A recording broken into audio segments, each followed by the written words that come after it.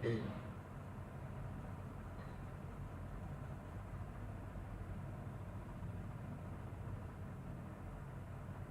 Ji, good evening everyone, welcome to Bansal academy YouTube channel. तो आज के लेक्चर में ना मैं HPTGT का जो 1998 का एग्ज़ाम है उसके प्रीवियस ईयर्स डिस्कस करने जा रही हूँ, ठीक है। So this will be the part 1 of video solution. Rest of the questions we will cover in next video, ठीक है। तो कुछ चार्ज करते हैं।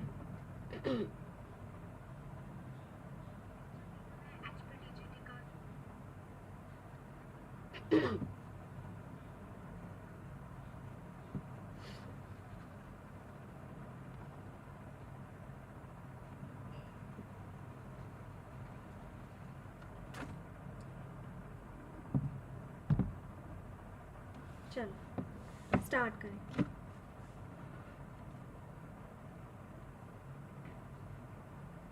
देखो जो फर्स्ट क्वेश्चन है आपका वेक्टर अलजेब्रा से, ठीक है। क्या दिया इसमें, आपके पास एक वेक्टर है ए वेक्टर, एक है बी वेक्टर, एक है सी वेक्टर। तो जस्ट सम पूछ रहे हैं, 3 वेक्टर्स का सम ही पूछ रहे हैं, इधर भी वेक्टर ही है, ठीक है। A vector plus B vector plus C vector पूछ रहे हैं, क्या है इवेल्युएट कर लो। कंपोनेंट वाइज करना होता है। देखो ये ए वेक्टर है प्लस उसके बाद है बी वेक्टर, फिर आ जाएगा सी वेक्टर। तो आई कैप वाले इकट्ठे ऐड कर दो 5 एंड इधर आ जाएगा 4 आई कैप, और मतलब ये तो होंगे नहीं 3 वाले तो। फिर -2 -4 -6 प्लस 2 -4 जे कैप। ओके, ये लग रहा है, सी वाला लग रहा है।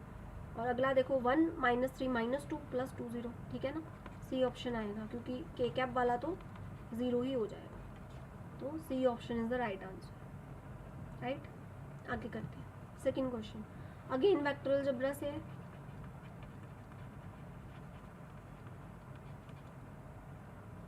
If the position vectors actors नहीं है एक्टर ही है, vectors position vectors of P and Q दे रखे, आपको पी क्यू का मैग्नीट्यूड बताना है। जस्ट आपको ये क्वेश्चन ये पूछ रहा है कि अगर एक पॉइंट है जिसका पोजीशन वेक्टर दे रखे है आपको ये, इसका मतलब 1 3 -7 ऐसे ही होता है ना। किसी भी पॉइंट का, किसी भी, क्योंकि जो पोजीशन वेक्टर होता है ना वो पॉइंट का होता है, कोई भी पॉइंट है अल्फा बीटा गामा, इसके पोजीशन वेक्टर का मतलब है इसको ओरिजिन से जोड़ दो, और ओपी वेक्टर जो होगा ना, ओपी वेक्टर मतलब ओपी वेक्टर क्या होगा, पी का पोजीशन वेक्टर माइनस ओ का, ओ तो ओरिजिन है ना। तो क्या आ जाएगा, अल्फा -0 आई कैप, बिट्टा -0 जे कैप मतलब बिट्टा जे कैप, गामा -0 जे कैप मतलब गामा के कैप। तो जो ओपी वेक्टर होता है ये आपका पोजीशन वेक्टर होता है। हर एक पॉइंट के कॉरेस्पॉन्डिंग आप पोजीशन वेक्टर लिख सकते हो, उसमें आई कैप जे कैप के कैप अटैच करके। उल्टा भी चल सकते हैं, अगर पोजीशन वेक्टर दिया है इजी अंडरस्टैंडिंग के लिए इसको एज अ पॉइंट भी देख सकते हैं।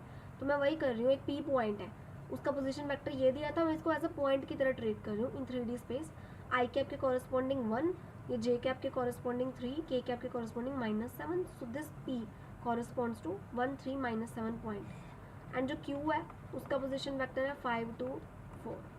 बताना क्या है, पी क्यू वैक्टर की लेंथ बतानी है ना, ये लेंथ कितनी है वो बतानी है। सिंपल फॉर्मूला जो आपका डिस्टेंस फॉर्मूला होता है आपको वही लगाना था और कुछ भी नहीं करना। तो क्या आ जाएगा, 5 - 1 का स्क्वायर, 2 - 3 का स्क्वायर, 4 + 7 का स्क्वायर, ठीक है।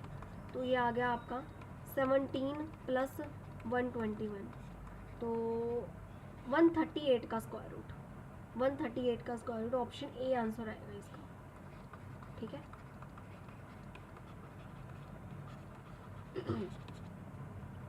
चल आगे चलते हैं। Next question, vector algebra. A vector दिया है, बी वेक्टर भी दिया, क्रॉस बतानी है। देखो क्रॉस प्रोडक्ट पे क्वेश्चन आया जी, दो वेक्टर्स की क्रॉस प्रोडक्ट कैसे निकालते हैं। देखो अभी ए एंड बी की निकालनी है ना क्रॉस, मैं आपको निकालना सिखाती हूँ यहीं पे इस एग्जाम्पल से। सबसे पहले ना आई कैप जे कैप के कैप ले लो फर्स्ट रो में, और अगली रो में ना क्योंकि आपको ए वेक्टर क्रॉस बी वेक्टर निकालना है, तो आप ना ए वेक्टर के कंपोनेंट्स लोगे, मतलब मान लो ए वेक्टर जो है ना ऐसा है, a1 i cap, a2 j cap, a3 k cap, and suppose B vector है b1 i cap, b2 j cap, b3 k cap. तो ए वेक्टर के कंपोनेंट्स आ गए a1 a2 a3, B vector के कंपोनेंट्स आ गए b1 b2 b3। तो फिर ये क्या आ जाएगा i कैप, ये करो a2 b3 minus a3 b2 minus j cap, फिर आ जाएगा a1 b3 minus b1 a3। जब सेकंड वाला करते हैं ना तो साथ में माइनस लगाना होता है j कैप के साथ, plus k cap a1 b2 minus b1 a2। तो अभी ये जो वेक्टर दिया है इसकी क्रॉस प्रोडक्ट निकालते हैं, क्या होगी। ये जो a एंड b दिए हैं, पहले तो a cap j cap k cap लिख लिए, अब a वेक्टर के कंपोनेंट्स लिख दो, 2 3 2 माइनस 3 फिर माइनस 1, b के आ जाएंगे 1 4 माइनस 2। अब इसको सॉल्व करते हैं, i कैप के साथ क्या आ जाएगा 6 प्लस 4, ठीक है, फिर माइनस का j cap minus 4 plus 1 minus 3 आएगा, फिर k कैप के साथ क्या आ जाएगा 8 प्लस 3। तो आंसर आपका आना चाहिए 10 i cap plus 3 j cap plus 11 k cap, ठीक है, 10 i cap plus 3 j cap plus 11 k cap, option B.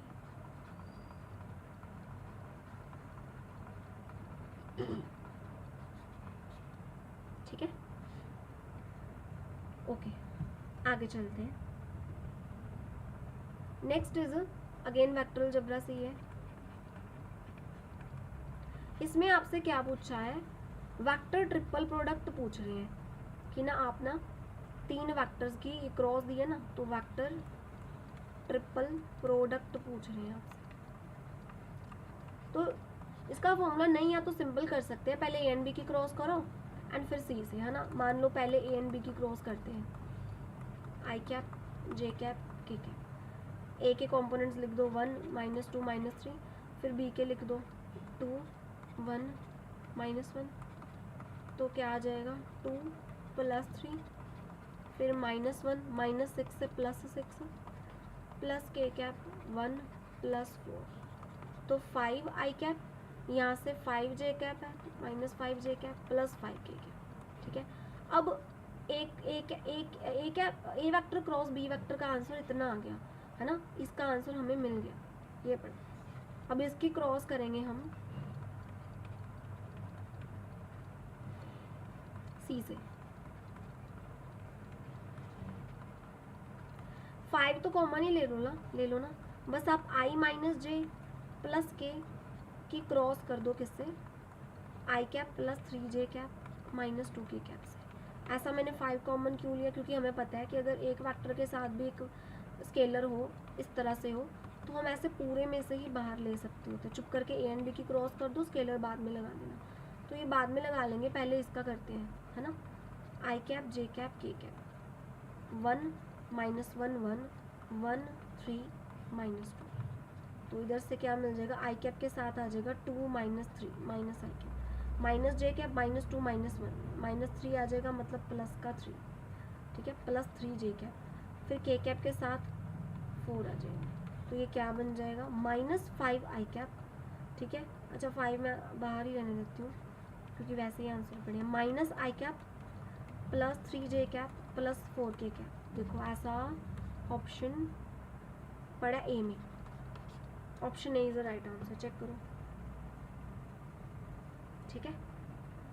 या फिर वेक्टर ट्रिपल प्रोडक्ट का फॉर्मूला होता है, वो भी कर सकते हैं, जो आपको ये बताता है कि A vector cross B vector cross C vector कैसे इवेलुएट करते हैं।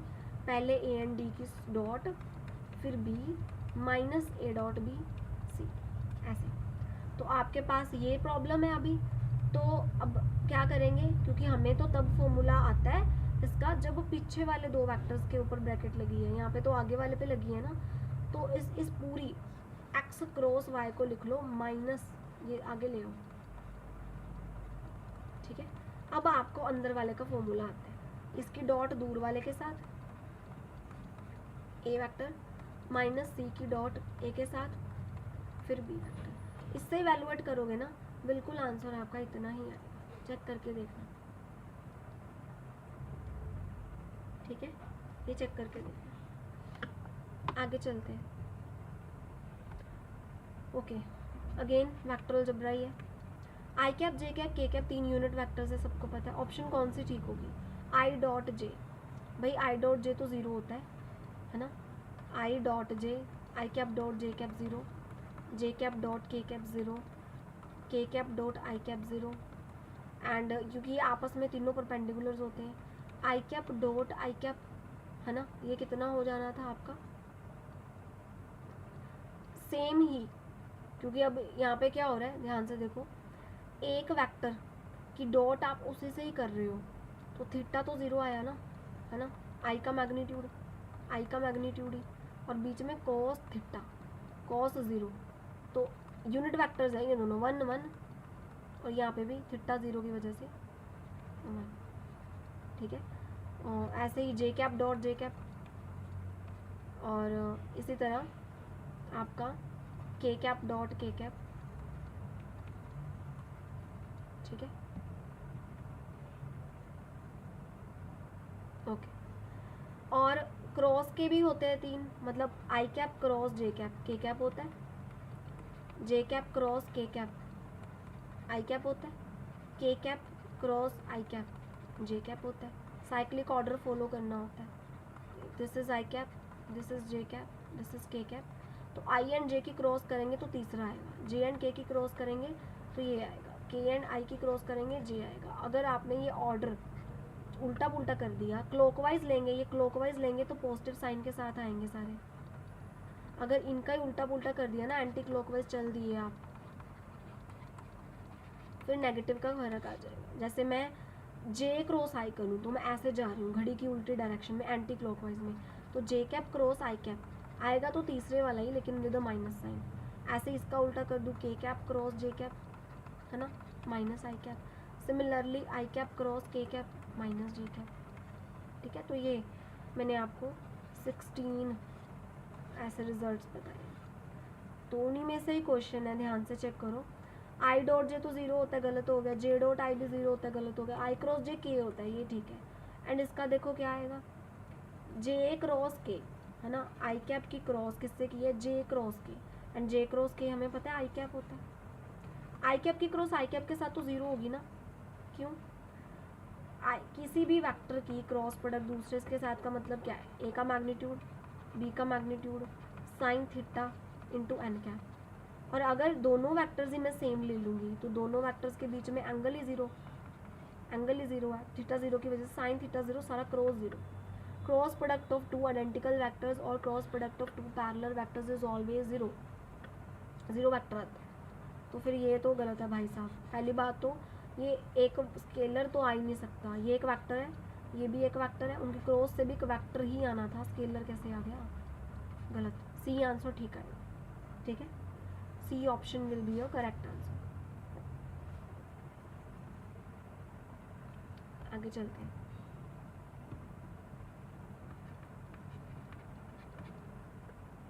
अगेन वेक्टर अलजेब्रा से, पैरेललोपाइप्ड है, पैरेललोपाइप्ड ऐसे समझ लो, पैरेललोग्राम का 3D स्ट्रक्चर है ना, 3D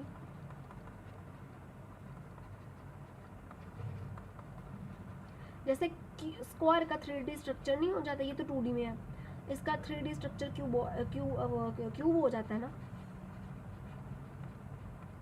ऐसे ही रेक्टेंगल का 3D स्ट्रक्चर क्यूबॉइड हो जाता है ना, जैसे टेक्स्ट बुक है। वैसे ही पैरेललोग्राम का जो 3D स्ट्रक्चर है ना, वो पैरेललोपाइप्ड बोलते हैं उसको, ठीक है, ओके। तो अब हमें वॉल्यूम निकालना है, तो इसका जो वॉल्यूम होता है ना, वो आपको तीनों की बॉक्स प्रोडक्ट लेनी होती है, और अगर नेगेटिव आंसर आए तो उसका मोड लेना होता है। तो हम तीनों की बॉक्स लेते हैं, तीनों वेक्टर्स की बॉक्स प्रोडक्ट लेते हैं, सॉरी एक सेकेंड।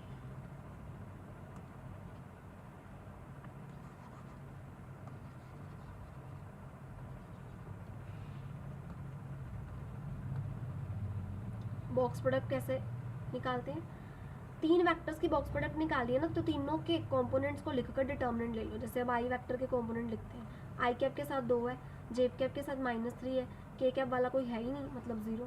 ऐसे ही अगले में 1 1 -1, ऐसे ही अगले में 3, जे कैप वाला है ही नहीं, के कैप के साथ -1।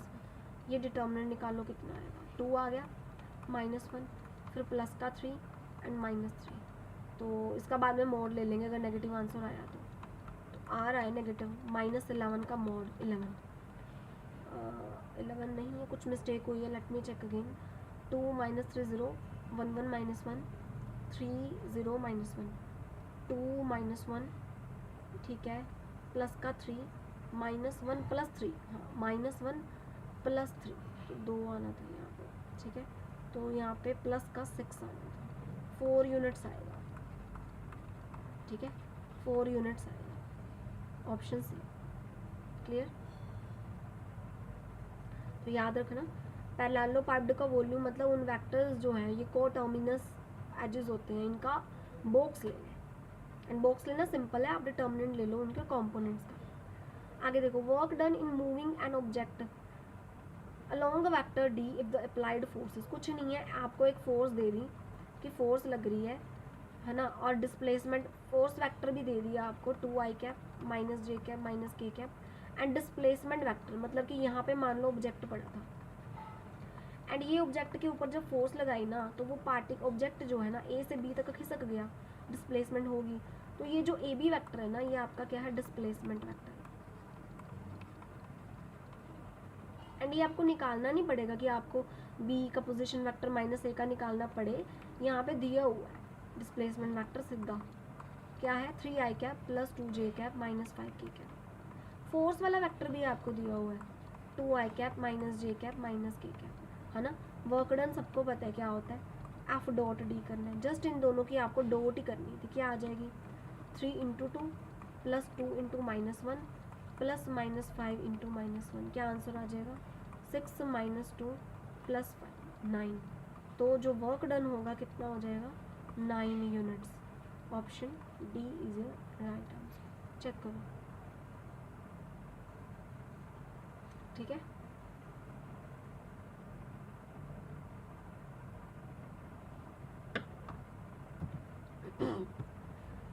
नेक्स्ट चलते हैं, लिमिट का क्वेश्चन आ गया, कैलकुलस का क्वेश्चन आ गया।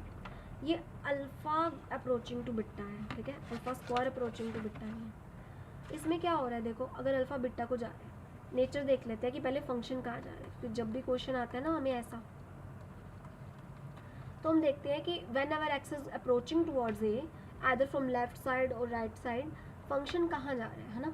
तो हम देखते हैं अल्फा अगर बिट्टा को जाएगा तो ये sine square beta minus sine square beta 0, नीचे भी 0, 0/0 फॉर्म बन रही है। ओके, लॉपिटल रूल लगा लो। जो चीज़ वेरी कर रही है, यहाँ पे अल्फा वेरी कर रहा है, इसके विद रिस्पेक्ट टू, ये वेरिएबल है जो वेरी कर रहा है। बिट्टा बेचारा बैठा था चुप करके, बिट्टा बैठा था चुप करके, अल्फा जा रहा है बिट्टा के पास, घूम कौन रहा है, अल्फा।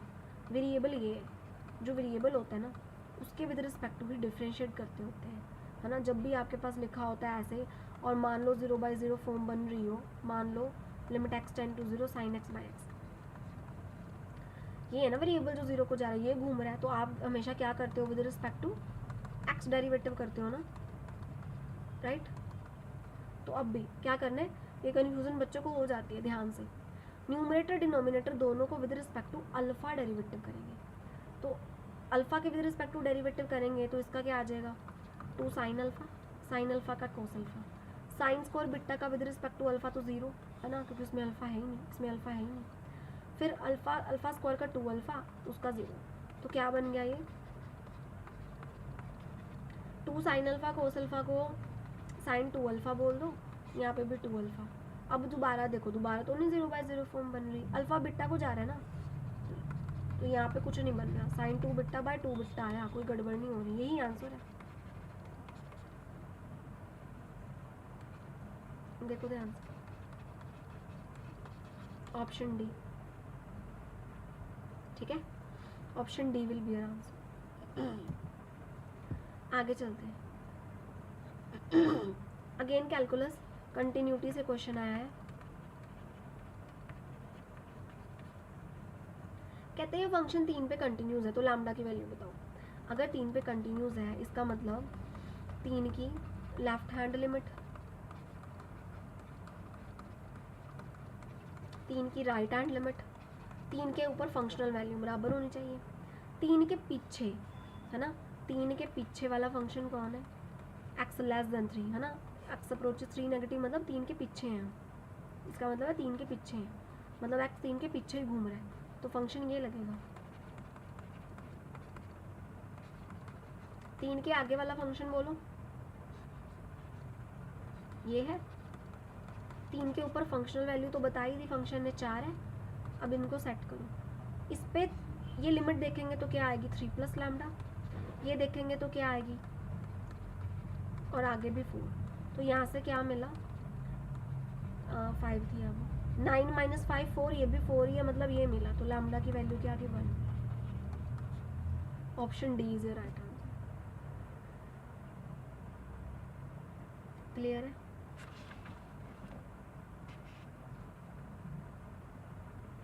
ठीक है, आगे चलते हैं। अगर फंक्शन दिया है at X equal to 3 F dash X, derivative पूछ रहे हैं कि फंक्शन का डेरिवेटिव 3 पे, फर्स्ट ऑप्शन कहती है 1 है, सेकेंड ऑप्शन कहती है क्या -1 है, थर्ड ऑप्शन कह रही है क्या डेरिवेटिव 0 है, या कि एफ एक्स कि एफ डैश 3 एग्जिस्ट नहीं करता, मतलब कि F X is not differentiable at X equal to, ये है। चेक करते हैं, देखो जी, फंक्शन कब डिफरेंशिएबल होता है किसी भी पॉइंट पे, है ना, पहले तो ये चीज़ को याद करो कि कोई भी फंक्शन किसी पॉइंट पे डिफरेंशिएबल कब होता है, F x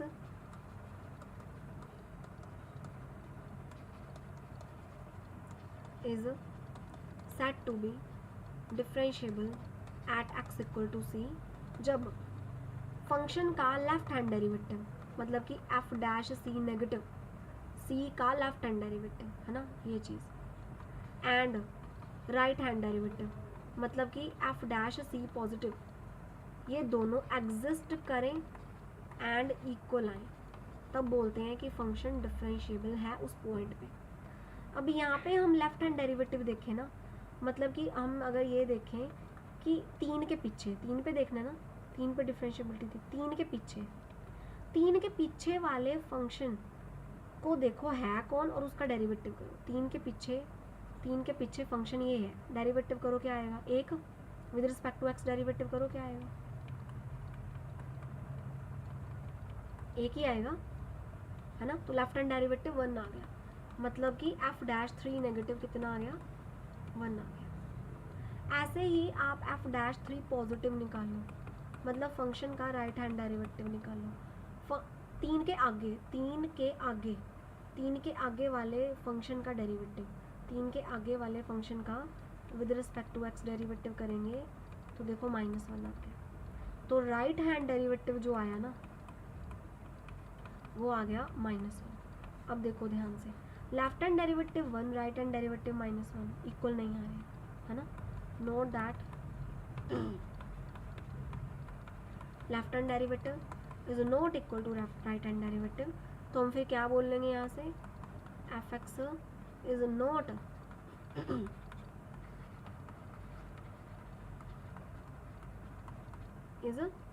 not differentiable at X equal to 3। तो क्या मतलब हुआ यहाँ से मतलब हुआ कि एफ डैश 3 एग्जिस्ट नहीं करती, ऑप्शन डी है, डज नॉट एग्जिस्ट। क्लियर? आगे चलते हैं, मेथड्स ऑफ डिफरेंशिएशन से क्वेश्चन आया है कैलकुलस का, डेरिवेटिव बताना है जी, dy बाई डी एक्स कर देते हैं, स्क्वायर रूट अच्छा हमें कभी भी नहीं लगता, स्क्वायर रूट हटाओ, स्क्वायरिंग कर दोगे स्क्वायर रूट हट जाएगा, कितनी बड़ी बात है, स्क्वायरिंग कर दी मैंने। अब मैं with respect to X derivative कर रही हूँ दोनों साइड, डिफरेंशिएटिंग,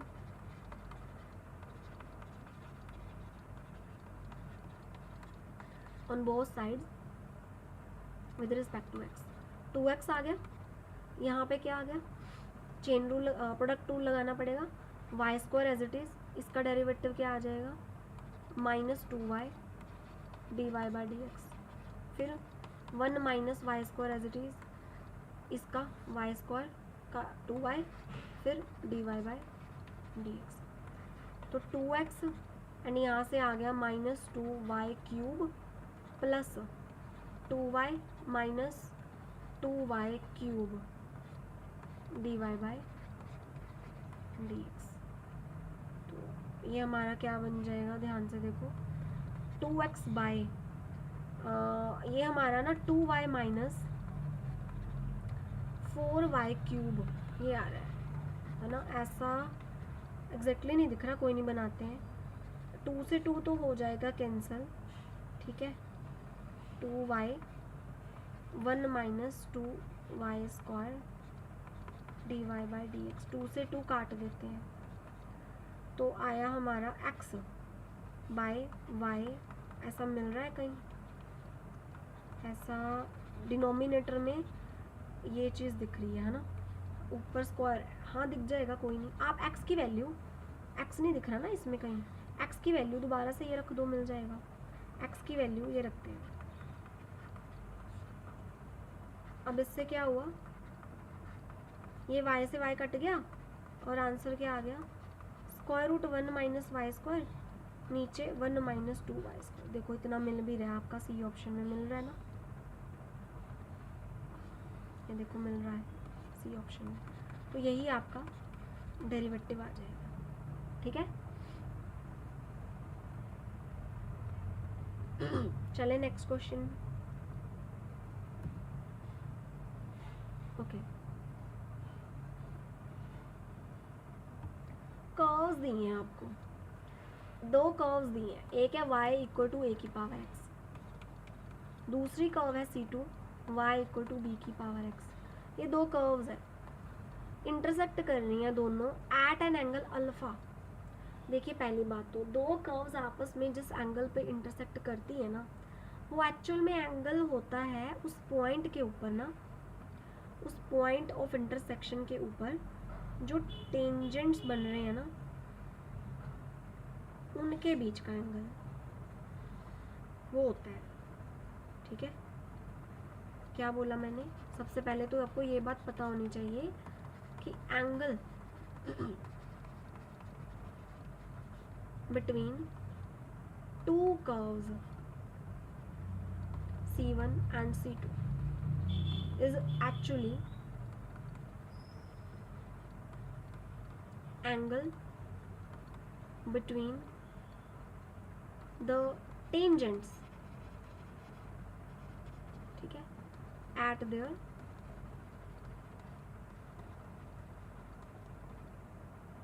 point of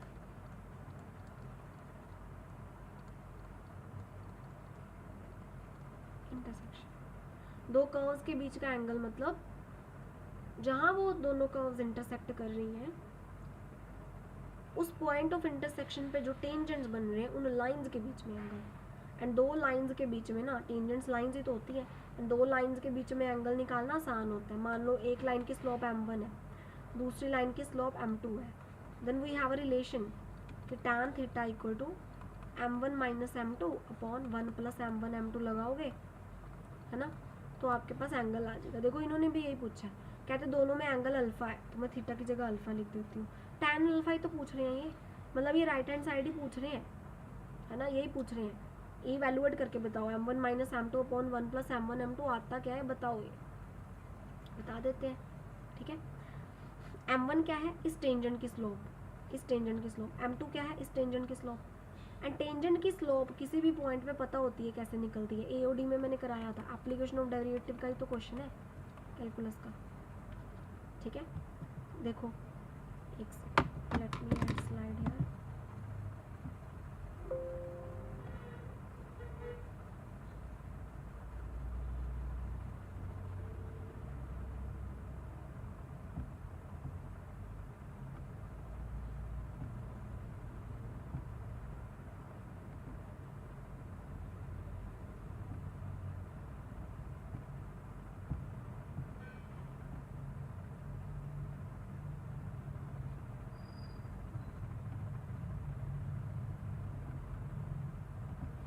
हाँ जी,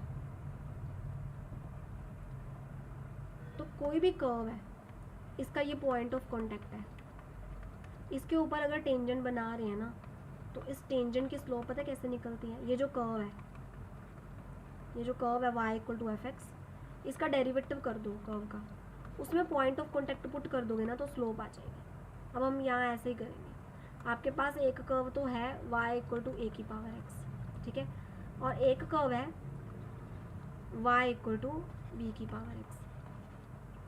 इसका पॉइंट ऑफ इंटरसेक्शन देखो, क्योंकि आपने पॉइंट ऑफ इंटरसेक्शन के ऊपर टेंजेंट्स बनाने हैं, उनकी स्लोप चाहिए, तो ये पॉइंट ऑफ कांटेक्ट की तरह होगा दोनों कर्व्स के लिए।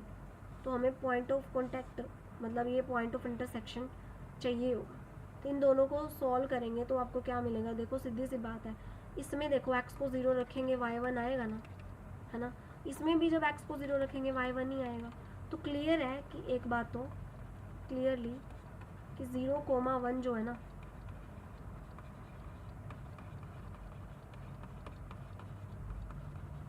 वो पॉइंट ऑफ इंटरसेक्शन है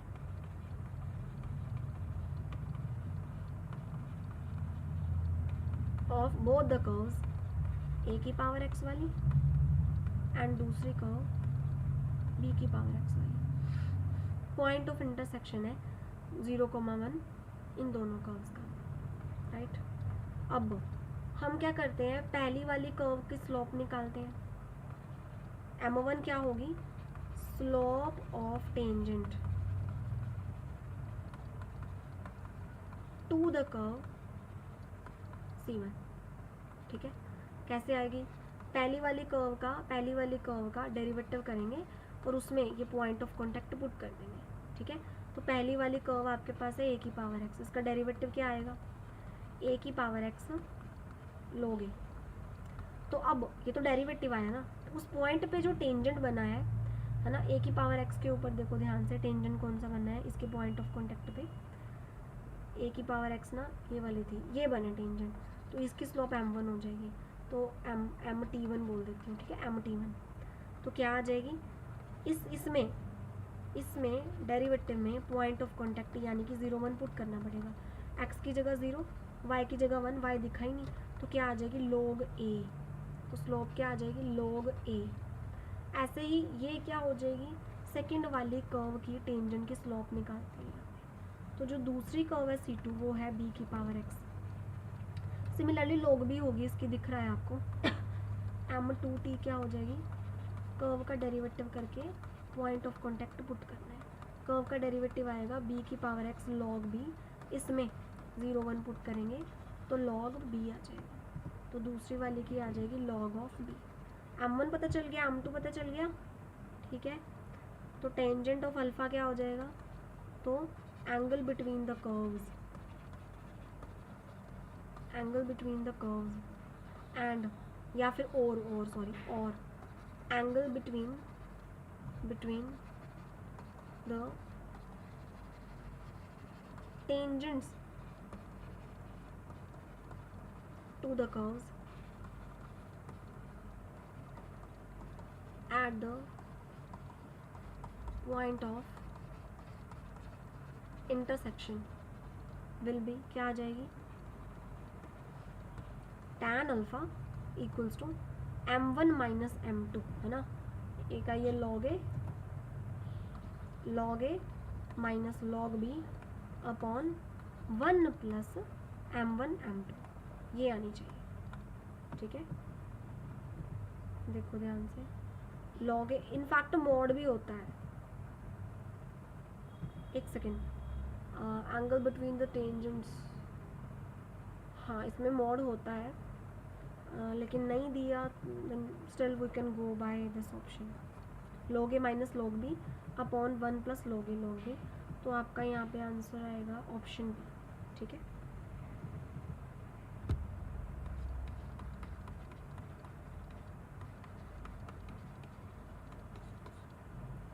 ओके, आगे चलते हैं। अगेन AOD से क्वेश्चन है कैलकुलस का।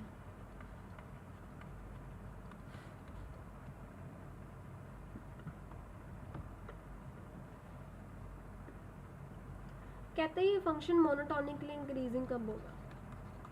मोनोटोनिकली इंक्रीजिंग फंक्शन की पहचान कब होती है? डेरिवेटिव पॉजिटिव हो, है ना। फंक्शन का अगर डेरिवेटिव पॉजिटिव है तो वो फंक्शन इंक्रीज करता है, ऐसे जाता है ना, left to right, left to right, pen ऊपर जाता है, पेन आपका ऊपर की तरफ जाता है, नीचे नहीं आएगा। तो क्या करते हैं, इसके डेरिवेटिव को पॉजिटिव रख देते हैं। डेरिवेटिव निकालना पड़ेगा, मतलब निकाल देते हैं, क्वोशंट रूल लगा लो, डिनोमिनेटर का square, denominator as it is, numerator का डेरिवेटिव करो, लैम्डा कॉस माइनस 6 साइन, फिर minus numerator as it is, denominator का डेरिवेटिव कर दो 2 कॉस माइनस 3 साइन एक्स। ये क्या चाहिए हमें? पॉजिटिव चाहिए। देखो ये इसका, ये तो नेगेटिव हो नहीं सकता ना, डिनोमिनेटर बार बार डिनोमिनेटर रखना क्यों है? This is positive if and only if numerator is positive, है ना, न्यूमरेटर पॉजिटिव। तो न्यूमरेटर को थोड़ा सही करके लिखते हैं, 2 lambda sine x cos x, खोल के लिख रहे हैं। फिर आ जाएगा माइनस का 12 साइन स्क्वायर एक्स, फिर आ जाएगा 3 लैम्डा कोस स्क्वायर एक्स, फिर आ जाएगा माइनस का 18 sine x cos x. Further इसको खोलते हैं, 2 lambda sine x cos x, नीचे लिख रही हूँ, फिर आ जाएगा माइनस का 3 लैम्डा साइन स्क्वायर एक्स, फिर आ जाएगा 12 का कॉस स्क्वायर एक्स, फिर आ जाएगा माइनस का 18 कॉस एक्स साइन एक्स। कुछ तो चीज़ें कैंसिल ही हो रही हैं, देखो ये पॉजिटिव चाहिए, कुछ तो चीज़ें साफ कट रही हैं। Minus 18 sine x cos x, है ना, माइनस माइनस प्लस होगा, ये कटेगा, कट जाएंगे। और कुछ कट रहा है, 2 lambda sine x cos x, ये भी कट रहा है ना। और माइनस का 12 साइन स्क्वायर एक्स और माइनस का 12 कॉस स्क्वायर एक्स, तो minus 12 sine square x plus cos square x 1 बन जाएगा, चलो मैं लिख ही लेती हूँ। और फिर 3 lambda cos square x minus minus plus, तो प्लस का 3 lambda cos square x plus sine square x is positive.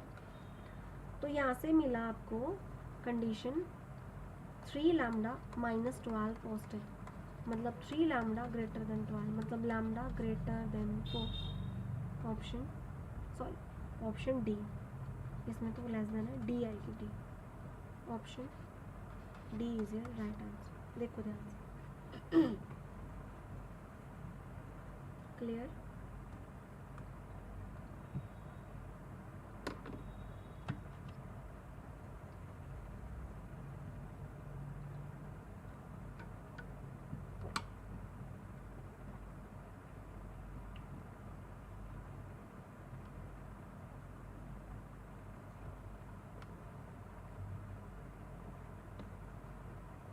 चलो okay, next question again from AOD calculus, maximum slope of the curve. ये मैंने क्लास में भी ऐसा कराया था। मैक्सिमम स्लोप मतलब हमें इसको तो मैक्सिमाइज नहीं करना है, इसकी स्लोप को मैक्सिमाइज करना है। इसकी मैक्सिमम स्लोप कितनी होगी, मतलब इस मैक्सिमम वैल्यू बतानी है इसके डेरिवेटिव की, ना कि इसकी, ठीक है। We need to maximize, actually किसको मैक्सिमाइज करना है, इसके डेरिवेटिव को। इसका डेरिवेटिव करो जरा, क्या आएगा, उसको ना नया फंक्शन बोल देंगे जी एक्स को मैक्सिमाइज करेंगे हम।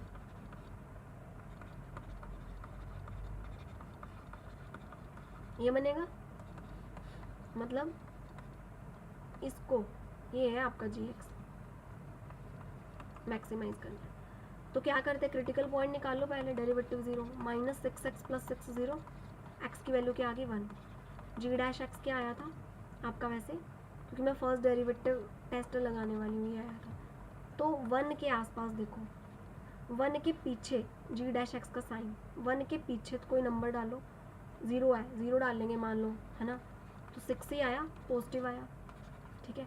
एंड 1 के आगे डालेंगे तो डेरिवेटिव का साइन, 1 के आगे मान लो 2 डाल दो, तो देखो नेगेटिव आ गया साइन। तो इंक्रीज टू डिक्रीज, है ना, ये बन रहा है increase to decrease, plus to minus sign change हो रहा है। तो by first derivative test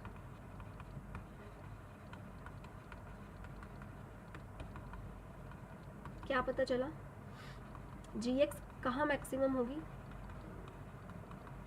eight X equal to 1। G X क्या था, जी एक्स था इसका डेरिवेटिव, है ना, इसकी स्लोप मैक्सिमम, ये मैक्सिमम कब होगी ये देखना था, तो मैक्सिमम कब होगी 1 पे, तो मैक्सिमम वैल्यू क्या आ गई फिर, जी ऑफ 1, ठीक है। इसमें 1 को पुट करो, क्या आएगा, -3 + 6 + 12 आ गया ना, 12, बी ऑप्शन आंसर आएगा। क्लियर। तो ऐसे ही नहीं मैंने आपको कैलकुलस पे इतना टाइम लगवाया क्लास में, एक्चुअल में इम्पोर्टेंट है आपके लिए। Alright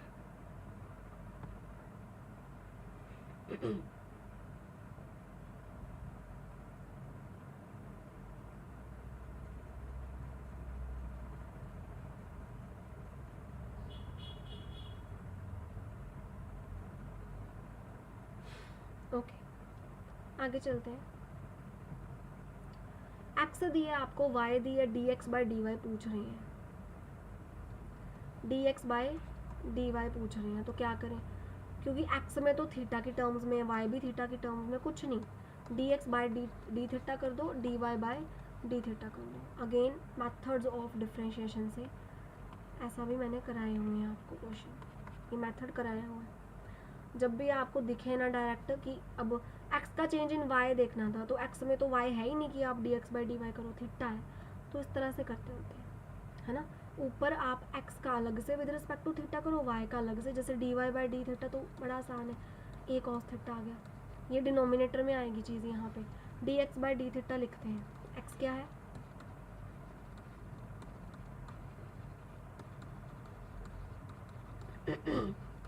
D X by D theta करना है, कॉस का माइनस साइन, इसका लॉग वाले का 1/tan θ/2, टेंजेंट का सीकन स्क्वायर θ/2, θ/2 का फिर with respect to theta half आ गया, ठीक है। तो ये कितना आ गया आपका, -sin θ प्लस ये 1/2 सीकेंड स्क्वायर थीटा, मतलब 1/cos स्क्वायर θ/2, डिवाइडेड में टेंजेंट है तो divided by sine by cos आना है, लेकिन मैं यहाँ पे फिर cos θ/2 बाय साइन θ/2 लिख सकती हूँ।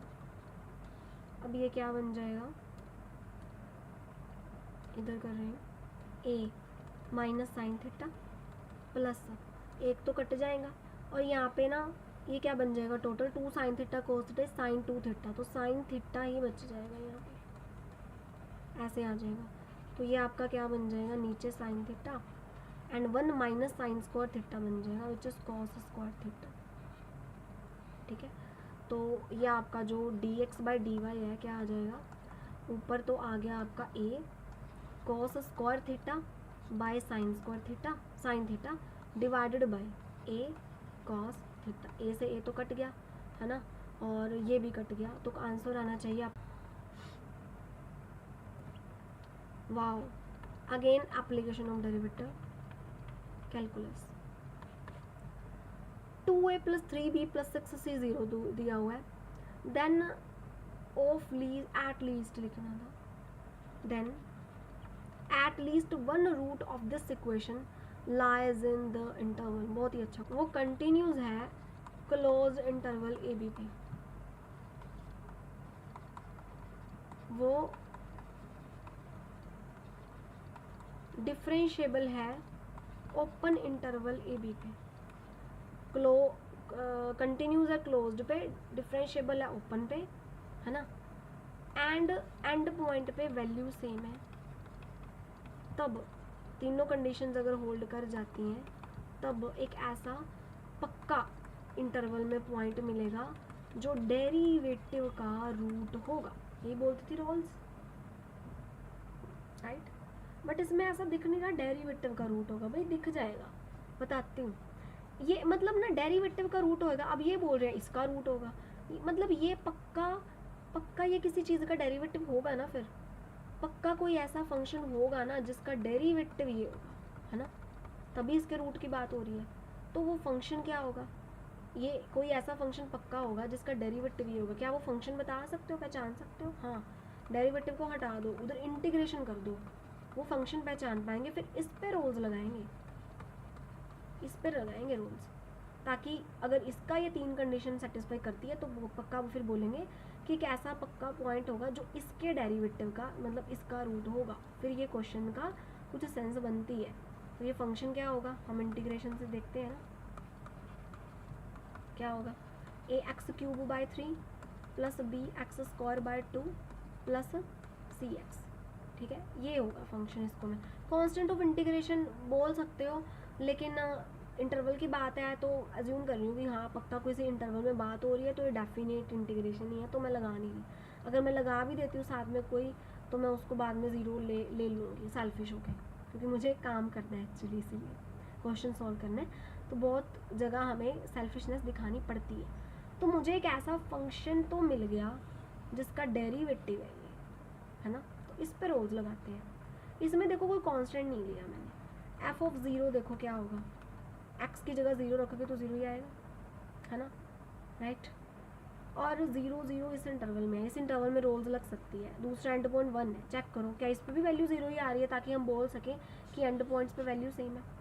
f(1) देखो a/3 plus b/2 plus c, है ना, मतलब कि अगर एलसीएम लें तो 2a plus 3b plus 6c, but ये तो 0 दे रखे हैं, इट इज़ गिवन, है ना। तो इसका मतलब क्या हुआ, इसका मतलब भाई साहब साफ क्लियर है कि अब फंक्शन लेट करो, उल्टा सोचना पहले स्टार्ट किया, भी ऐसा कुछ तो रोल्स में होता था, तो फिर वो तो डेरिवेटिव का रूट बोलते थे, यहाँ पे इसका रूट बोला, मतलब ये पक्का किसी का डेरिवेटिव होगा। वो फंक्शन कौन है जिसका डेरिवेटिव ये होगा, इंटीग्रेशन करके देख लो, वो फंक्शन ये है, इस पे लगाओ रोल्स, ठीक है, इस पे लगाओ, इस पे लगाओ। तो लेट कर लिया फंक्शन। जब आप पहले ये +1 2 में पढ़ते होगे ना, तब आप सोचते होगे कि हाय ऐसे कैसे लेट कर लिया। भाई सोचना पड़ता है, उल्टा करके सोचना पड़ता है, नहीं तो तब हम सोचते थे कि रट्टा मार लो याद कर लो, लेकिन सोचा है हमने, कुछ भी क्रैमिंग नहीं की। तो अब हम देखेंगे, एक शरीफ फंक्शन है, बिल्कुल कोई दिक्कत नहीं है, कंटिन्यूज है, हर जगह ही कंटिन्यूज है, तो इस पर भी होगा ही। शरीफ फंक्शन है, हर जगह डिफरेंशिएबल भी होगा, तो इसमें भी डिफरेंशिएबल होगा, ठीक है। ऑल्सो तीसरी चीज़, 0 पे वैल्यू एंड 1 पे, दोनों पे वैल्यू 0 आ रही है, मतलब मोटी मोटी बात दोनों पे 0 आ रही है, इससे फ़र्क नहीं पड़ रहा, रोल्स लगाने के लिए बराबर होनी चाहिए, तीनों कंडीशन सेटिस्फाई। इसका मतलब there exist C belong to open interval 0 1 such that f' C is 0, ठीक है।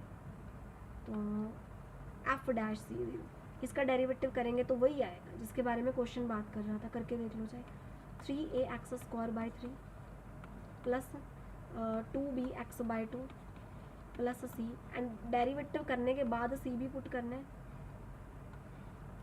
अच्छा f'(c 0) यहाँ पे भी c ही, आप कंफ्यूज ना हो जाओ, मैं ना रोल्स की डेफिनेशन में t लिख देती हूँ, देयर एग्जिस्ट अ पॉइंट, आपके तो पॉइंट से मतलब है, there exist a point at which derivative is 0, तो t पुट कर देंगे, ठीक है।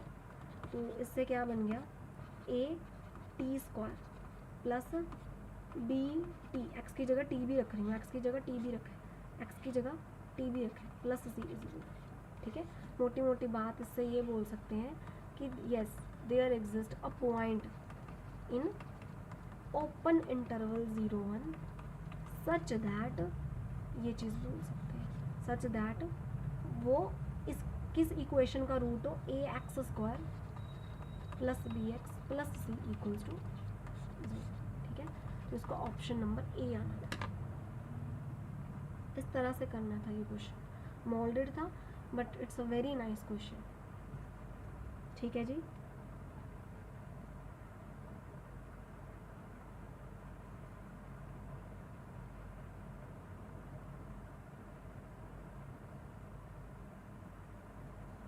चलो